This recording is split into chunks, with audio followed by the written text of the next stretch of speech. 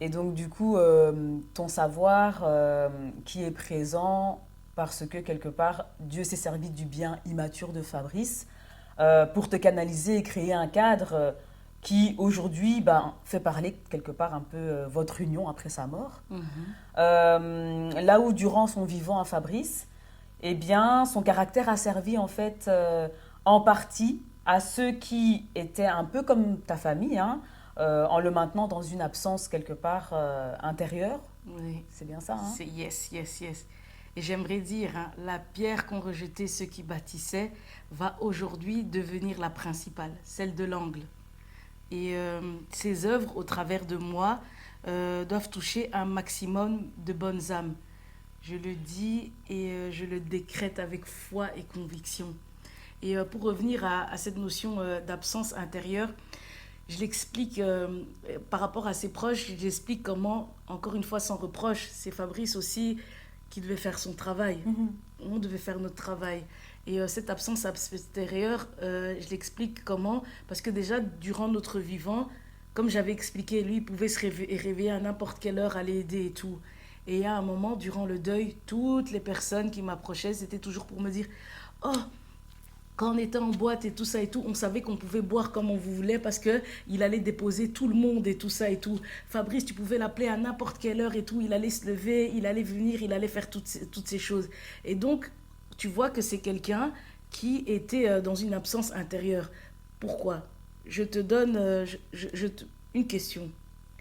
Si aujourd'hui, toi, tu es là et tout, ta batterie de téléphone est à 3% Mhm. et que quelqu'un vient te demander le chargeur, qu'est-ce que tu fais? Ben, je dis non, je dois charger mon téléphone. Tu vas dire quoi? Je dis non, je dois charger mon Parce que tu dois téléphone. charger ton téléphone. Mhm. Eh ben, Fabrice, par rapport aux autres, en fait, les autres étaient une priorité. Ok. Et par rapport à sa propre vie. Et donc, lui, même quand il était en fait épuisé et que sa batterie était faible, eh ben, en fait, il donnait son chargeur. Ah oui. Tu vois, Oui, oui, oui. il donnait son chargeur et tout ça. Et Sa batterie étant lui-même, en fait, quelque part, exactement, hein. sa Oui, personne, tu oui. vois. Et donc, mais c'est comme si lui, dans son concept, il se disait s'épuiser pour les autres, c'était aimer. Ok. Et Oui. sincèrement, à un moment, en fait, au moment de sa mort, je suis en colère contre lui. Parce que le gars, en fait, il a passé sa nuit au téléphone à conseiller des personnes. Je le répéterai jamais assez. Et donc, Hmm. il y a une part de cette... Tu vois comment jusqu'où le deep non résolu peut jouer extrêmement fort, en fait. Effectivement. Il dormait pas assez parce qu'en fait, lui, pour lui, s'épuiser, c'était aimer. Les Hmm. autres étaient une priorité. Alors qu'à un Oui, moment, tu dois d'abord charger ton téléphone. oui, Tu oui, dois faire de ta vie une priorité. Tu dois t'aimer. tout à fait. Et c'est pour ça que je disais qu'il maintenait une absence, il maintenait une absence intérieure, tu Oui. vois. Et en dehors de ça, Fabrice était quelqu'un de ultra intelligent. C'était quelqu'un de ultra intelligent. Et tu te souviens que j'avais expliqué que par rapport à un moment, ses cours ont brûlé et tout ça. Mhm. Le truc aussi étrange, c'est que quand en fait on cherchait du travail ensemble et tout ça et tout, c'était toujours des travails d'ouvriers auxquels on le répondrait. Ok. Mais quand c'était des travails d'employés, ça ne marchait jamais. Ok. Mais c'était quelqu'un de ultra intelligent. Et ce qui s'est passé, c'est qu'on on a vu hein, que les alliances étaient conscientes, mais les enjeux étaient inconscients. Avec la notion des animaux, ça se matérialise par sa brûlure. Et Mhm. ce qui fait que Fabrice, dans sa vie, tout, en fait le côté le plus important et même le principal, c'était tourné vers le fait d'être accepté socialement. Ah oui. Toute son Ok. énergie était mise dedans. Et en fait, au jour d'aujourd'hui, avec tous les concepts que je développe, j'ai l'impression que le rituel imposé, en fait, les rituels, les trucs de sacrifice imposés, en fait, qui soient en fait enfermés dans cette réalité. Ah En fait, oui, il oui, passait sa oui. vie à vouloir être validé, alors que c'était un homme extrêmement intelligent. Ok. Ok. Mais donc, du coup, si je reprends un peu les choses au départ, il y a l'accident Mhm. qui le brûle. Mhm. La brûlure est censée, quelque part, l'éloigner socialement des gens, parce que les gens sont fortement aussi tournés vers l'apparence. Et puis Et quand tu ils te voient souviens quand il que était petit aussi, certains des les enfants enfants avaient avaient peur de lui. donc du coup, qu'est-ce que lui va faire? Il va faire en sorte d'avoir cette revanche sociale quelque part, Mm, en se tournant fortement socialement vers les gens. mhm, Et donc, du coup, il est intelligent, mais en même temps, là où son intelligence est censée être reconnue, il n'y a pas d'issue. Il mhm, y a ses cours qui brûlent, mhm, le travail, comme tu dis, en tant qu'employé, ça passe pas. mhm, Et donc, quelque part, il est obligé de redescendre d'un niveau pour pouvoir être accepté socialement. mhm, Parce qu'il se rend compte certainement qu'en descendant d'un niveau, les personnes l'acceptent socialement et donc il est obligé quelque part de rester dans ce niveau-là mhm. pour être satisfait et avoir cette revanche face à sa brûlure aussi. Et du coup, il est conditionné par les personnes qui l'acceptent, qui Oui, seraient peut-être, est-ce que ces personnes seraient forcément dans son standing intellectuel, dans ce qu'il aurait choisi? En effectivement. fait, du coup, il se laisse choisir et conduire par peut-être aussi un environnement où il est accepté, mais Oui, qu'il n'aurait pas forcément choisi. c'est ça. Il n'y aurait Il y a pas eu aussi cette toute la possibilité. brûlure, en fait. Peut-être que ce ne serait pas l'environnement dans lequel il est, mais Moi, pour qu'il puisse aller continuer à être cette personne qui est donnée, qui donne quelque part son temps, son corps, son cœur extrêmement Hmm, aux autres, ouais, en tout cas fortement tourné vers les autres, il devait justement passer par la brûlure et par tout ce mécanisme-là. ouais, c'est vrai. Ah, oui, Donc voilà. je vois, je Mhm, vois, je vois, je vois. Oui, en fait, tout, tout était bien ficelé pour que les choses se passent comme ça s'est Et c'est passé tout quelque ça part. aussi pour faire comprendre aux gens, au lieu de rester dans la peur et de se dire, ah, la sorcellerie et tout ça, ils peuvent se donner le droit, en fait, de raisonner et de voir comment, dans le quotidien, ces choses se posent. Ces choses se posent, en fait. En fait, à rester dans le contexte sacrifice, réclamation familiale, on reste, en fait, dans un état asservissement lié à cet outil de la peur, en fait. Oui, On sait expliquer ces choses, en c'est ça. fait. Et en fait, on reste aussi dans cet état comme s'il n'y avait pas la possibilité de changement. Et comme Exactement. si on était condamné là-dedans, alors que, Mhm. comme tu dis, il suffit de, de raisonner les choses et puis de voir comment sortir du jeu, quoi. Exactement. On peut Mhm, y sortir. mhm. On peut y sortir. Et malheureusement, on se donne les moyens d'en sortir seulement quand un gros choc nous arrive. Ouais, ouais, Ce qui est mon cas. tout à fait. Mhm. Et ouais, donc voilà. Ok, et donc, si je comprends bien, quelque part, j'avais raison dans la partie précédente de dire qu'Adam et Ève n'avaient pas quitté père et mère, quelque part, quand tu parlais de sexualité précoce. Sur le plan physique, non. Ok, Parce qu'en Éden, on ne voit que. En fait, on ne parle que des deux personnes, du hmm, couple, oui, tu vois, en tant qu'humain. Adam Et et il Ève. y a les animaux, les plantes et tout ça, mais il n'y a que Hmm, Adam et Ève. mhm, Donc, les parents ne sont pas là. On les cite seulement. oui, Adam les cite. Donc, ils ont bien quitté. Et si on ne voit que le couple, si on ne parle que du couple dans cette partie d'Éden, c'est pour mettre un zoom sur une nouvelle descendance qui part, une nouvelle descendance qui part d'un couple en fait. C'est pour ça on met le mhm, zoom sur eux. ok, Et c'est pas pour dire qu'ils n'étaient que deux en Éden. Parce que si c'est pour dire qu'ils n'étaient que deux en Éden, alors qu'en soi, si ils sont que deux en Éden, c'est comme j'ai dit, c'est pour évoquer la reproduction qui demande de quitter la généalogie d'origine, oui, qui demande de quitter la généalogie d'origine respective. Sinon, s'ils n'étaient que deux, alors Dieu favoriserait les liens incestuels. Parce que effectivement, quand Caïn en fait reste le seul fils, alors il se serait reproduit avec sa mère. tout à fait. Or, quand il tue Abel, on voit qu'il fuit vers un autre peuple. Mhm, Qu'il fuit vers un autre peuple. Et ce oui, peuple-là, donc, c'est la preuve que Adam, ce sont les hommes et qu'il y avait plusieurs personnes. oui, oui, tout à fait. Et sinon, sur le plan intellectuel, tu as raison, effectivement. Sur le plan intellectuel du raisonnement, ils n'avaient pas quitté père et mère. Ils étaient dans leur Oedipe. Et ils étaient encore liés à leurs parents. En plus, si tu regardes les paroles d'Adam, quand il parle à Ève, il parle au futur. Quittera, s'attachera. Effectivement. Donc, s'il parle quittera, s'attachera, ce n'est pas encore fait. Oui. Du coup, dans le présent. Oui, tout à fait. Donc, dans le présent. Et en fait, le serpent, il vient avant de quitter psychologiquement. Et il vient avant de quitter psychologiquement. Et quand la tâche n'est pas encore présente. Et lui, il est dans le présent. Et c'est là qu'il met la séduction en place et qu'il les incite à pécher. D'ailleurs, on dit, la femme sage bâtit. Tu bâtis quoi? Sa maison. Sa maison. Pour moi, la maison, ça représente l'homme.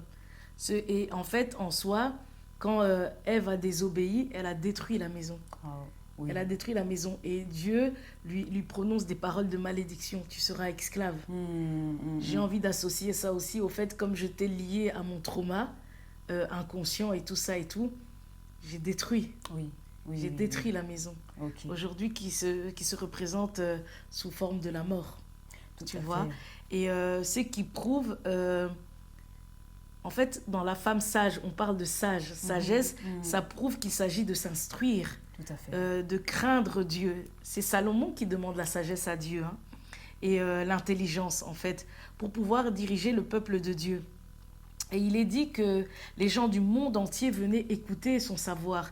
Et tu sais que Salomon, c'était le roi le plus riche. Tu vois, on parlait des capitaux tout à l'heure avec Bourdieu, le capital économique, social, symbolique et tout ça. Il avait une connaissance approfondie du monde. Il avait la connaissance de la nature, des plantes, des animaux.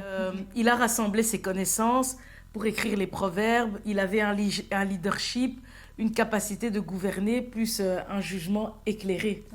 Tu vois, donc comment, encore ici, on peut faire le lien avec la sociologie et la dimension biblique, tu vois.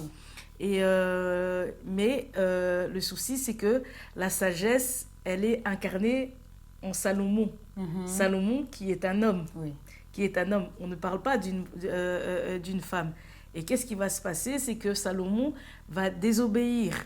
Il va désobéir et il ira vers des femmes de différentes cultures, de différents peuples, alors que Dieu le lui avait interdit. Dieu le lui avait interdit et tout ça, un peu comme Adam. On lui avait interdit de manger, mais sous l'impulsion d'une femme, il va désobéir.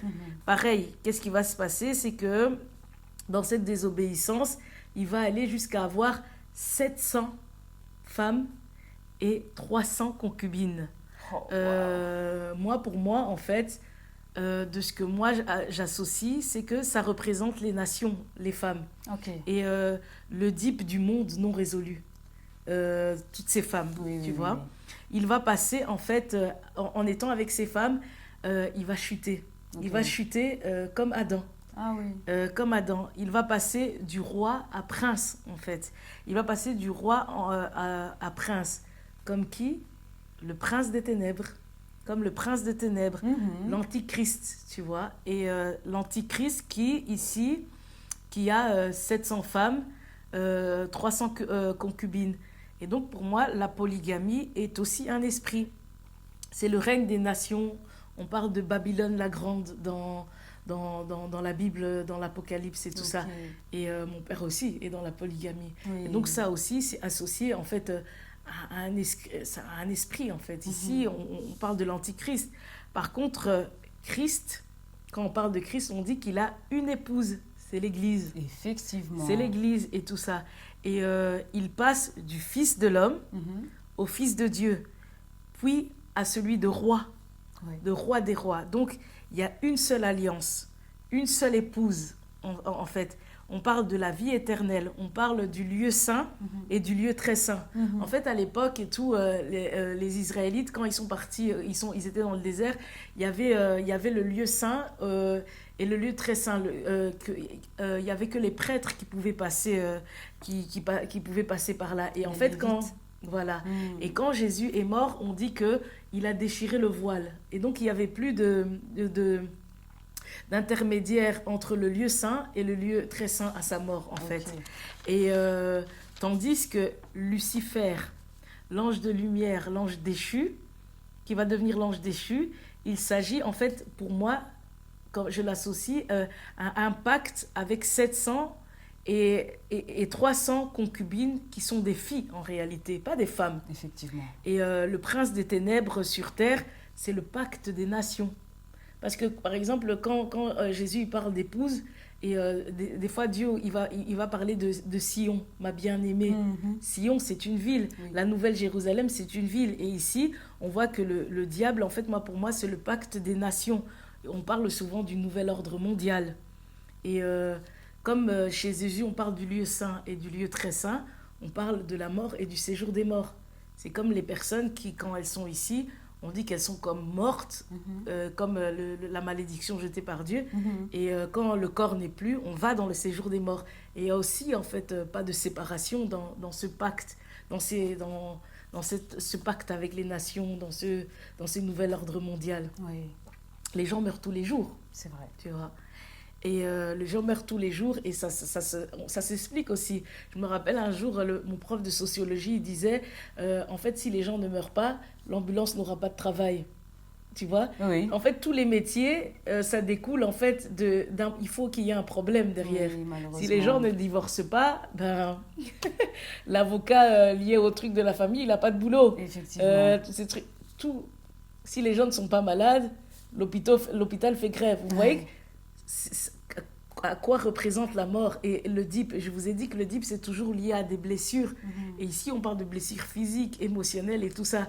Il n'y aurait pas de psychologue si les gens n'étaient pas blessés émotionnellement. Vous voyez toute cette notion de DIP. Ouais. Et comment, en fait, tous les corps de métier, en fait, sont liés à quelque chose qui est lié à un mal-être. Oui. Tu vois? Donc, les corps de métier sont liés à le DIP non résolu. Et c'est ce qui fait tourner quelque part la société. La société, aussi. voilà. Ah, c'est triste, hein. Et donc, on voit que Marie obéit à Dieu et Joseph est appelé l'homme parce que Jésus est nommé fils de l'homme. Et pour devenir fils de Dieu, je t'invite à lire Marc 8, 31. Ok.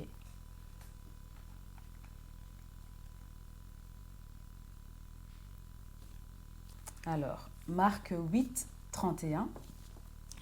Alors il commença à leur apprendre qu'il fallait que le Fils de l'homme souffrit beaucoup, qu'il fût rejeté par les anciens, par les principaux sacrificateurs et par les scribes, qu'il fût mis à mort et qu'il ressuscita 3 jours après. Voilà. On comprend que la souffrance afin de renoncer à ses liens de famille, à ses liens d'origine, parce qu'il est d'abord fils de l'homme et il passe par fils de Dieu. Et donc, il souffre pour renoncer aux liens d'origine liés à Joseph. On avait parlé de la descendance et tout ça et Exactement. tout. Et donc, la souffrance est importante. Et tu vois, on parle de rejet. Jésus a connu le rejet, comme moi, tout à fait.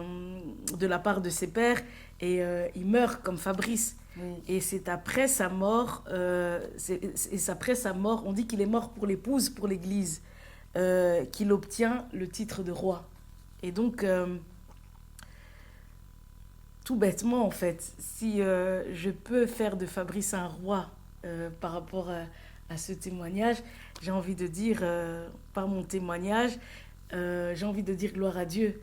Et dans le sens où je ne voudrais plus le revoir dans mes rêves en train de pleurer. Tout à fait. Tu vois, si par mon témoignage je peux sécher ses larmes, voilà. Christ est mort pour l'épouse, donc il y aurait un lien entre la mort de Fabrice et moi. Et je pense qu'en vérité, oui, il n'était pas destiné à avoir une vie stable et je suis venue installer ce critère qui, en fait, pour moi, ne rentrait pas dans ces critères de lien de famille. Oui. Notre union aussi. Et en fait, il fallait, en fait, pour moi, qu'on nous sépare. D'où les réclamations familiales. Il fallait qu'on nous sépare parce qu'en fait, à deux, on désobéissait à à nos rites familiaux à nos règles, Oui, tu tant vois, lui du côté de sa famille que toi que, du que, côté de ta que famille. moi aussi.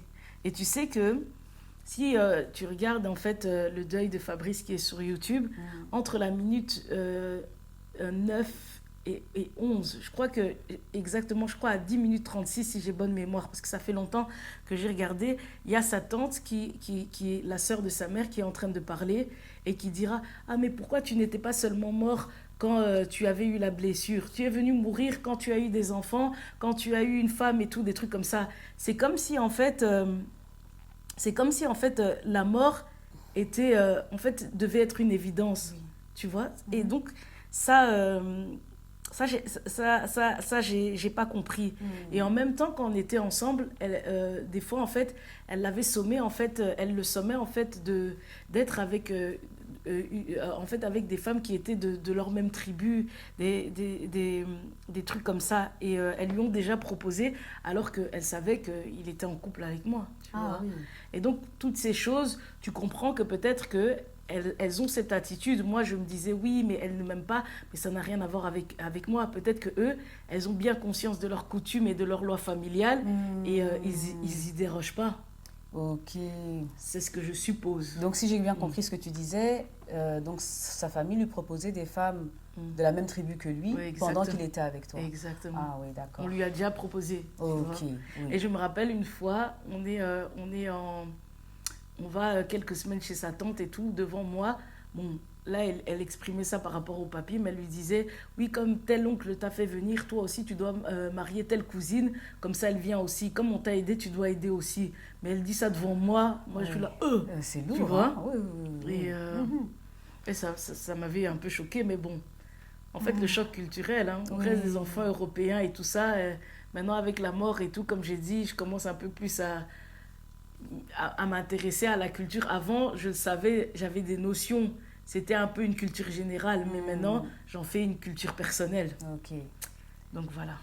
Ok, eh bien, c'est très touchant. Je pense qu'on va clôturer avec le fait que, que du coup, au travers de ce témoignage, tu souhaites faire de Fabrice un roi. Je pense que c'est tout ce que j'ai retenu là pour Vraiment. clôturer. Franchement, Donc, c'est... Ouais, hmm, ouais, ouais, c'est ma plus belle histoire. C'est ma plus belle rencontre. Je le dirai jamais assez. mais c'est un très bel objectif. Ouais, il garde son trône dans mon cœur. Hmm. Effectivement. Ouais, ouais. Super. Eh Voilà. bien, encore une fois, merci. Avec plaisir.